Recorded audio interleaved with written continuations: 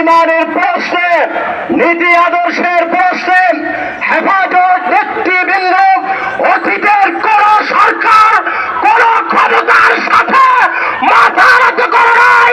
আপনাদের সামনে হেফাজত মাথা নত করবে না, করবে না।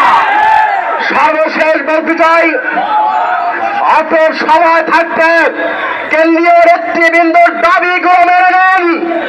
আগামীকাল হেফাজতের সমাবেশের আগ মুহূর্তে যদি দাবি মেনে নেওয়া না হয়, ঢাকা অচল করে দেওয়া হবে।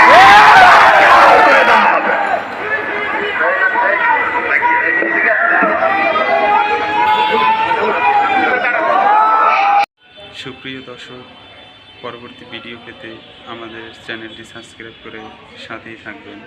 ধন্যবাদ সবাইকে। আসসালামু আলাইকুম।